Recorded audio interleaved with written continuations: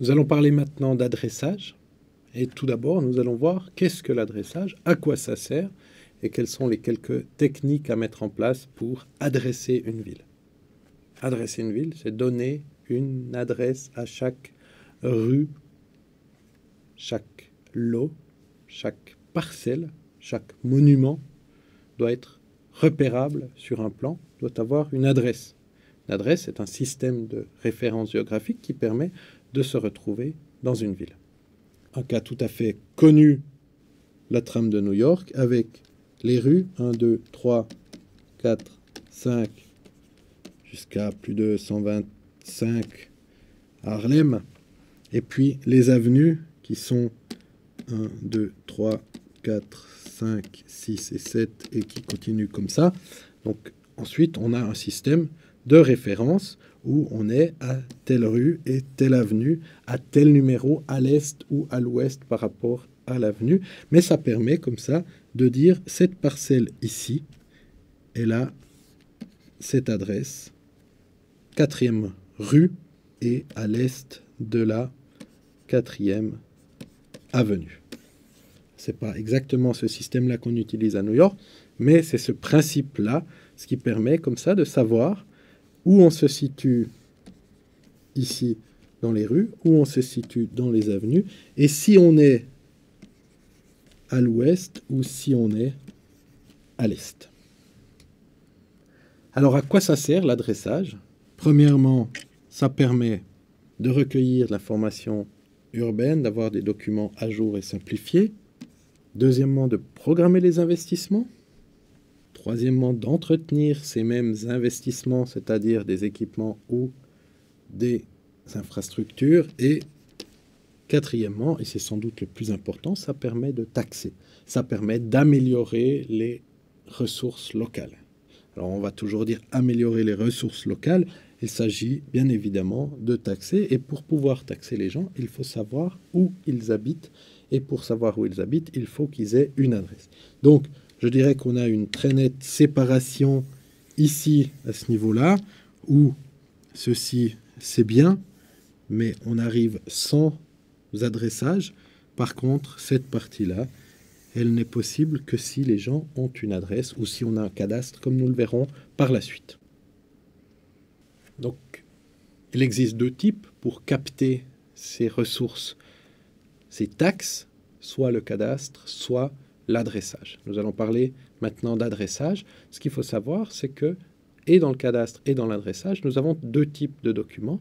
Un premier qui est un graphique, qui est un type graphique, qui est un plan de ville, et le second qui est une base de données. Ça nous fait correspondre ça à un SIG. Nous l'avons vu pour les SIG. Les deux types de documents sont à la fois une représentation spatiale et une base de données qui est connectée à cette représentation spatiale. On a la même chose, donc on peut utiliser le SIG comme outil pour faire de l'adressage et ou du cadastre.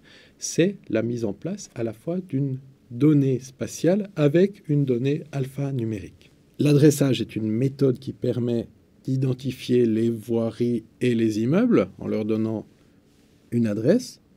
Et puis, du coup, c'est une représentation spatiale, planimétrique, en 2 dimensions, des îlots dans la ville, des parcelles, avec à chaque fois un fichier d'adresse.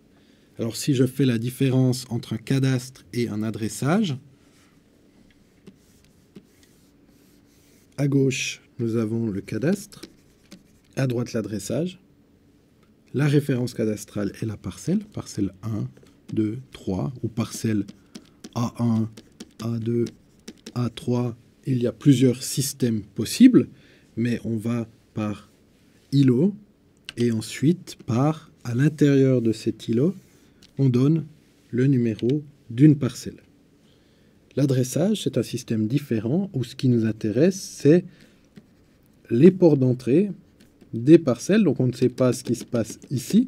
Ce que l'on sait, c'est que ici, on est au 15 de la rue un tel, de l'avenue un tel, du boulevard un tel, et que l'on a des numéros qui signifient que c'est une adresse ici.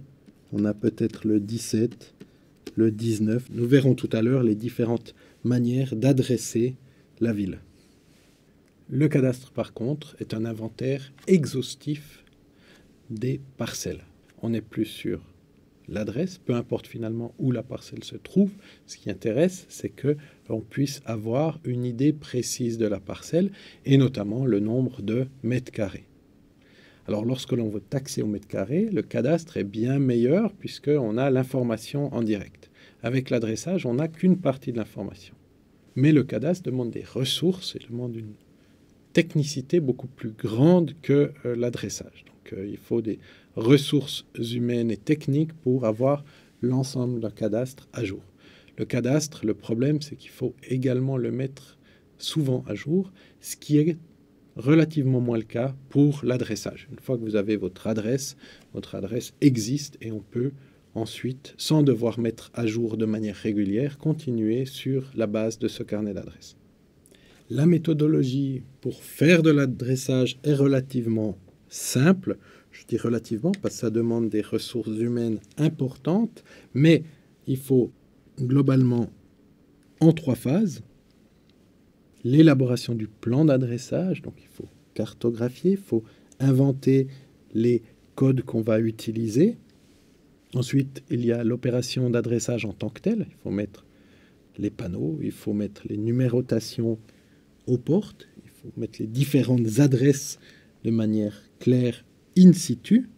Et enfin, une fois que ce travail est fait, il faut constituer un fichier d'adresse et donc une base de données. Donc, on élabore ici une méthodologie et un plan d'action. On fait l'action sur le terrain, on pose des panneaux et des numéros de porte. Et ensuite, on crée un fichier avec l'ensemble des adresses que l'on a mis sur le terrain. C'est la méthode que l'on va utiliser. Donc, il y a à la fois une partie théorique, comment est-ce qu'on va numéroter les rues, numéroter les portes, et il y a une partie tout à fait technique sur le terrain où il faut mettre les panneaux et mettre les numéros, et ensuite on constitue cette base de données qui est finalement ce qu'on cherche en définitive.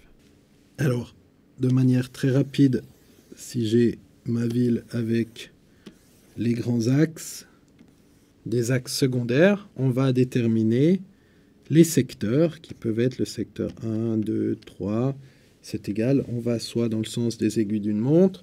Je vous rappelle que les arrondissements à Paris ont des numéros qui vont comme ça de proche en proche. On passe du premier au deuxième et puis on fait la première couronne et la seconde couronne. Ensuite, une fois qu'on a le secteur 1, donc on va se retrouver avec une adresse qui serait le 1 et puis on a un système de rues. Alors on peut avoir une numérotation 1-1, 1-3, 1-5, et puis les rues, dans l'autre sens, seront 1-2, 1-4, 1-6. Voilà, et ainsi de suite.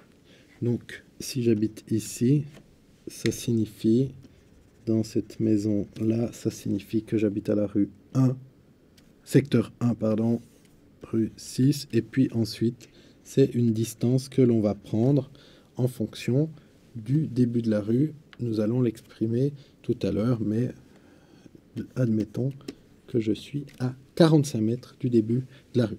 Voilà le type d'adresse que je pourrais avoir. Donc on détermine cette méthodologie-là, et ensuite il faut aller au début de chaque rue, mettre les panneaux ici. Une fois que tout ça est fait, on va utiliser toutes ces adresses, et toutes ces adresses vont nous donner une base de données. Diverses manières de calculer, diverses manières de mettre le numéro de la parcelle. Alors je prends ici ma rue, disons les deux côtés de la rue, et puis on détermine quel est le début de la rue, elle va dans ce sens-là, et puis on a une première possibilité qui est comme régulièrement en Europe, les pairs d'un côté et les impairs de l'autre. Donc on a la porte 1, la porte 3, la porte 5, la porte 7. Et puis de l'autre côté, j'aurai 2, 4, 6 ou 8. Ça, c'est une manière de faire. Si une des deux parcelles, je la sépare en deux, ici, j'aurai le 6 bis. Ensuite, on aura le 6 terre et ainsi de suite. L'autre possibilité que j'ai, c'est de nouveau depuis le début de la rue qui va dans ce sens-là, de compter le nombre de mètres et de choisir de nouveau ici les impairs et les pairs. Alors je suis par exemple à 6 mètres, à 20, 34, 52 et 64 mètres, ce qui me fait mon numéro de parcelle en fonction de l'axe de la porte et du nombre de mètres qui sépare cet axe avec le début de la rue ici. De l'autre côté, je me retrouverai à 5, 19, 31 par exemple, 49 pourquoi pas, etc., etc. Ce qui fait qu'ensuite, si je sépare une parcelle en deux, je peux facilement rajouter un numéro qui serait le 8, ou plutôt 10, semble plus juste ici. Ça veut dire que je serai à 10 mètres du début de la rue. Donc c'est très facile ensuite de pouvoir comme ça densifier et redensifier. Ce sont les deux grands principes que l'on a pour l'adressage dans les villes. Un système avec des numéros préexistants et un système qui est un système métrique qui permet comme ça de mesurer ou de donner l'indication de la distance de la parcelle, de la porte en principe, quand il y a une porte, de la porte, de l'axe, de la porte même, jusqu'au début de la rue. Les grandes dates de l'adressage, nous allons pas passer en revue l'ensemble des adressages de l'ensemble des villes d'Afrique, mais c'est dans les années 90 notamment, sous l'égide de la Banque mondiale, qu'une grande partie de l'adressage des villes s'est faite. On a ces derniers temps fait de l'adressage également à Djibouti ou à N'Djamena. Chaque ville qui grandit, qui croît au fur et à mesure, devrait avoir régulièrement des campagnes d'adressage pour les nouveaux quartiers. Alors c'est plus compliqué quand on est dans des quartiers précaires, mais on doit imaginer que chaque extension urbaine donne lieu à des adresses, de nouvelles adresses qu'il faut répertorier, qu'il faut marquer sur le terrain. Les applications, il y en a deux, nous l'avons déjà vu. On peut ainsi avoir l'adresse des personnes, ça permet de les taxer, ça permet de leur faire payer une taxe ou un impôt. En retour, avoir une adresse, ça permet d'accéder à la citoyenneté. Et ça, c'est quelque chose d'éminemment symbolique, certes, mais de fondamental. On a une adresse, on peut nous retrouver quelque part.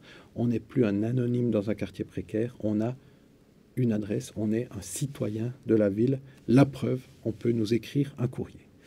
Terme symbolique pour les habitants, c'est fondamental. Pour les autorités locales, c'est fondamental de pouvoir faire payer la distribution d'eau, la distribution d'électricité, les taxes foncières, les impôts quelconques. On peut inventer un certain nombre de nouveaux impôts maintenant que l'on a les adresses.